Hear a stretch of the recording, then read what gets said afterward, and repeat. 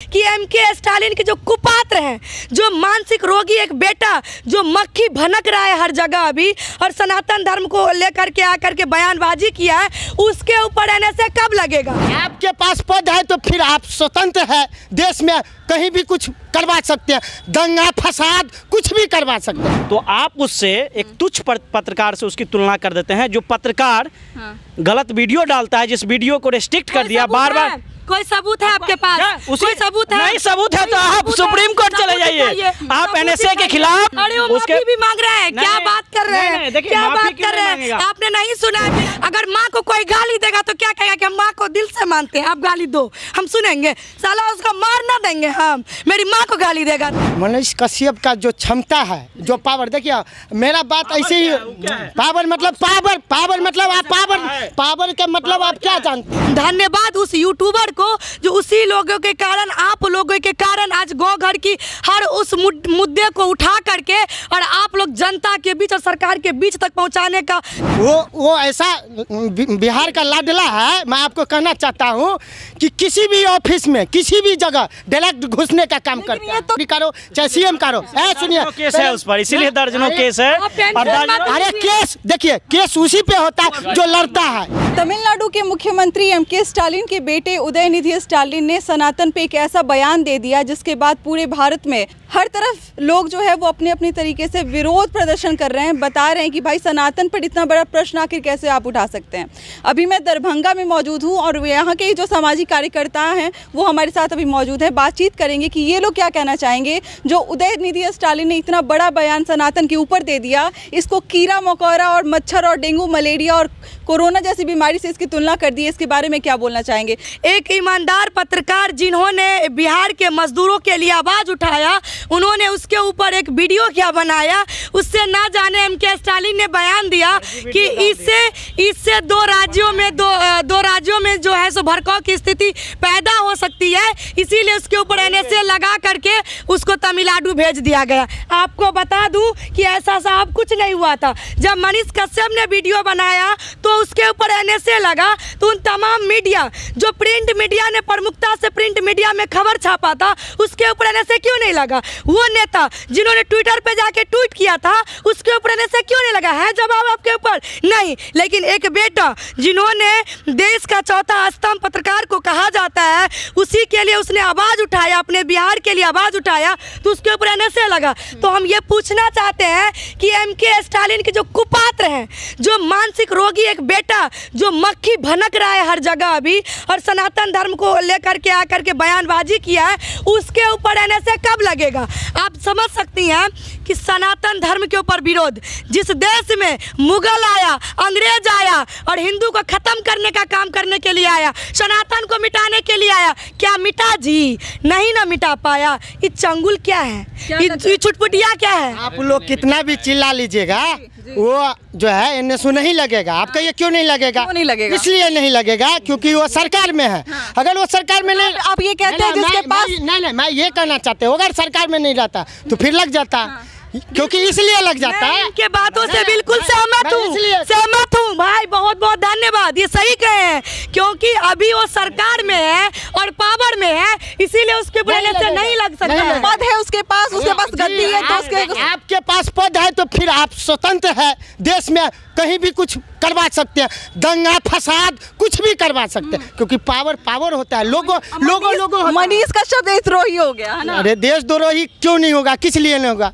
आप समझ सकते हैं जो जमीनी स्तर, जो बाबूजी किसी बड़े पद पे नहीं है। मैं आपको बता दूं, जो जमीनी स्तर पे मेहनत करेगा, वर्क करेगा, उसको तो भाई जेल होना तय है। क्या बोलना चाहिए? आप पहले ये बताइए, आप पहले बताइए किस धर्म से हैं आप?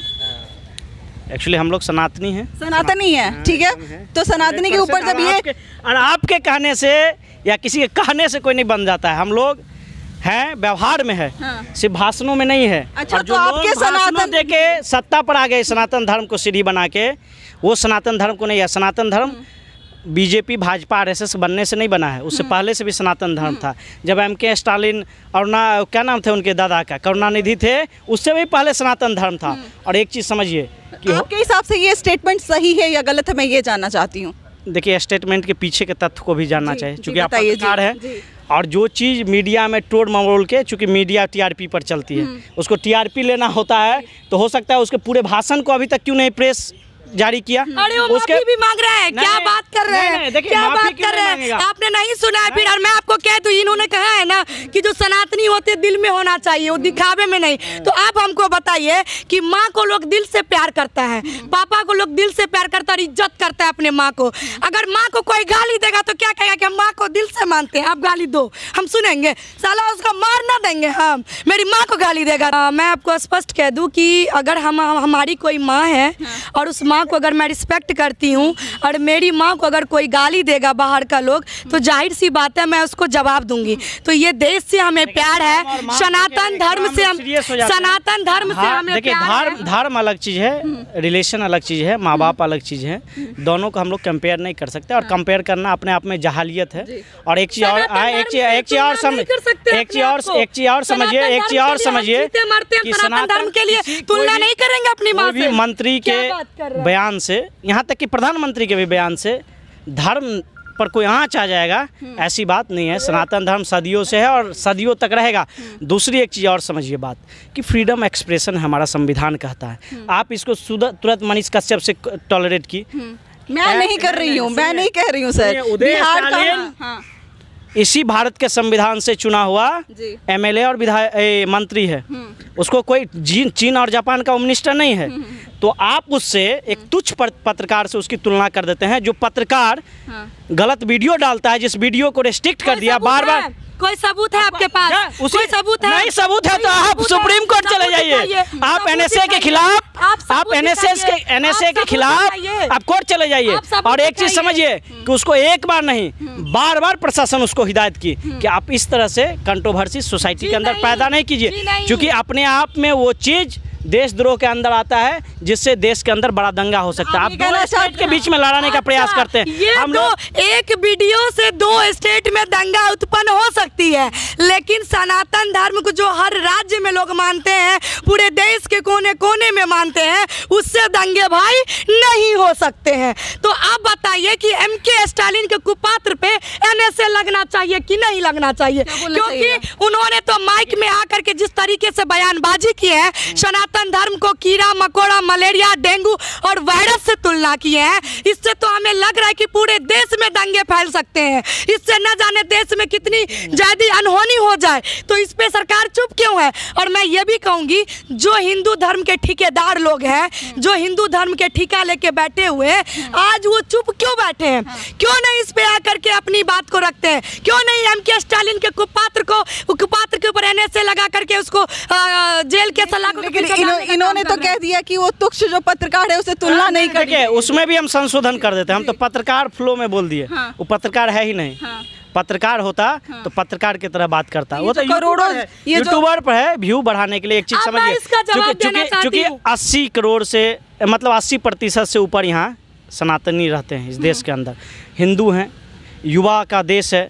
आपको पता है युवा एग्रेसिव होते, चाहे धर्म के प्रति हो, अपने कास्ट के प्रति हो या अपने देश के प्रति। और एग्रेसिव युवाओं का फ्लोर है यूट्यूब सोशल मीडिया पर। तो ऐसे लाखों यूट्यूबर हैं जो इस तरह की बात करके अपना फ्लोर बढ़ाते हैं और कमाई का जरिया है उनका। इस बात पे आप सहमत हैं? जिस तरीके से उन्होंने कहा कि मनीष कश्यप जो है वो पत्रकार, उसको बोलना नहीं चाहिए, वो एक यूट्यूबर है और जो उग्र तरीके से बात करते हैं। वैसे बड़े सारे ऐसे यूट्यूबर्स हैं, ऐसे बड़े सारे पत्रकार जो उग्र तरीके से बातों को। मैं आपको बताना चाहता हूँ, मनीष कश्यप का जो क्षमता है, जो पावर, देखिए मेरा बात ऐसे ही, पावर मतलब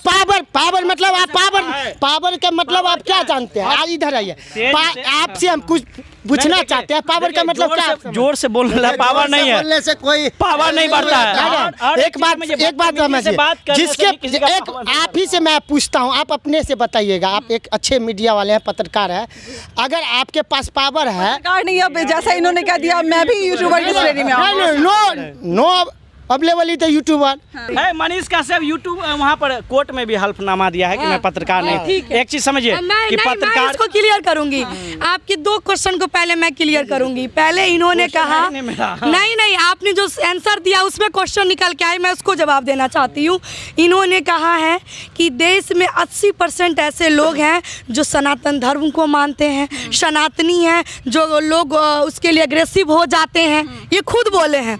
तो अब आप बताइए, जिस देश में 80% लोग जो कट्टर हिंदूवादी होंगे, सनातनी धर्म के लोग होंगे, तो अगर उस देश में ऐसा आकर के बयानबाजी करेगा, हिंदू राष्ट्र के बारे में उल्टा सीधा आकर के बयानबाजी देगा, तो क्या नहीं लगता है आपको देश में, इस राष्ट्र में किसी तरह का घटना घटित हो सकती है कि नहीं हो सकती है? इन्हीं के आंसर में मैं आंसर दे रही हूँ। दूसरी बात, इन्होंने कहा है कि मनीष कश्यप पत्रकार नहीं यूट्यूबर है, और उसको वो तो ऐसा पत्रकार है जो पता नहीं भड़काऊ वीडियो बनाए, जो भी किया। मैं कहना चाहती हूँ कि आज जो भी मीडिया है, जो भी नेशनल मीडिया बैठ करके चलाता है बड़े बड़े कैमरे लेकर के टीवी पे, आज जो छोटे छोटे मीडिया, जो गांव घर के लोग की जो बातें होती है, आज जो कोई यहाँ तक पहुँच पाता है, धन्यवाद उस यूट्यूबर को, जो उसी लोगों के कारण, आप लोगों के कारण आज गाँव घर की हर उस मुद्दे को उठा करके और आप लोग जनता के बीच और सरकार के बीच तक पहुंचाने का काम करती हैं, तभी आज वो नेशनल मुद्दा बन पाता है। सहमत है आप इस बात से? क्या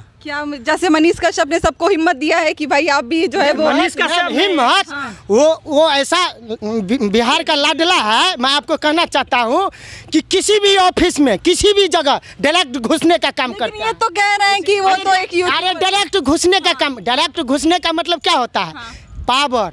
पावर का मतलब क्या होता है? अभी जो हम लोग बात कर रहे थे पावर, अगर आप लोग किसी भी, अरे सनातन धर्म पे बात जो हो रहा है, उसके पास पावर है मैम, इस चीज़ को समझिए। अगर पावर नहीं रहता, सुनिए मेरी पहले बात, उसके पास अगर पावर नहीं रहता, जनता दिए है पावर, उसके पास अगर पावर नहीं रहता तो वो जेल के पीछे चला जाता, क्योंकि उसके पास पावर है। वैसे हमारे पास जो बिहार का लाडला है, उसके पास पावर था, समझे? पत्रकार था, अच्छे पत्रकार था, उसके पास पावर था। किसी भी ऑफिस में, चाहे एसपी का ऑफिस हो, डीएम का हो, चाहे कलेक्टर का हो, चाहे विधायक का हो, चाहे मंत्री का हो, चाहे सीएम का हो, सुनिए केस है उस पर, इसीलिए दर्जनों केस है। अरे केस देखिए, केस उसी पे होता है जो लड़ता है। नहीं, मैं बहुत जल्द हमारा शेर बाइज्जत बड़ी होकर के हम लोगों के बीच फिर यही माइक उठा करके पत्रकारिता करते हुए आपको दिख भी जाएगा। और आपको बता दूं कि फिलहाल वो जेल से बाहर, मदुरई जेल से, तमिलनाडु से अब बिहार में आ गए हैं, और बिहार के पटना में अभी वो है।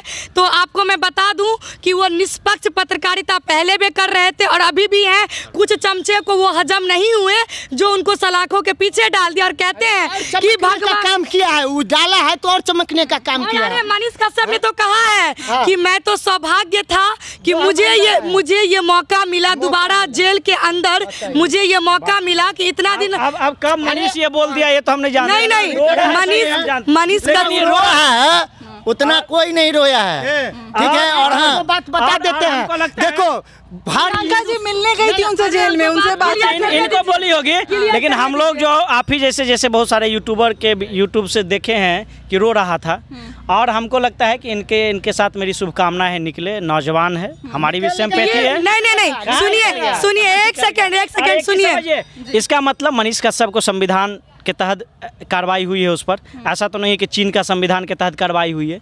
इसका मतलब मनीष कश्यप के कार्रवाई पर सवाल खड़ा कर रहे हैं, इसका मतलब आपको संविधान पर विश्वास नहीं। 70-80 लाख के तादाद में जो लोग समर्थन देकर, कौन 70-80 हजार लोग? लाख लोग। आसाराम बापू के साथ भी समर्थक था, आपको नहीं पता है? जेल है कि नहीं? समर्थक से संविधान कानूनी कार्रवाई में कोई असर नहीं होता। क्या बात कर रहे हैं? आपने तब देखा ही नहीं, हमको लग रहा है आप किसी का सुना चलिए बातचीत होता रहेगा। मनीष कश्यप के विरोधी भी यहाँ पे मौजूद है और मनीष कश्यप के समर्थक भी यहाँ पे मौजूद है। खत्म करते हुए पहले एक बार जरूर कह दूं, एक सेकंड, मनीष कश्यप जिंदाबाद थे, जिंदाबाद है, जिंदाबाद रहेंगे। वो बिहार का नहीं, पूरे देश का वो शेर है, और वो निष्पक्ष ईमानदार पत्रकार था, और जिस तरीके से वो पत्रकारिता करते थे, हमें सैल्यूट है ऐसे देश के युवा पे, हमें सैल्यूट है ऐसे बिहार के बेटा पे। और मैं इतना ही कहना चाहूँगी कि मनीष कश्यप रोया नहीं था, उसने अपने जो प्यार, खुशी में इतना जो प्यार उसे मिल रहा था, उसे देख करके उसने भावुक हो गया, और उन्होंने कहा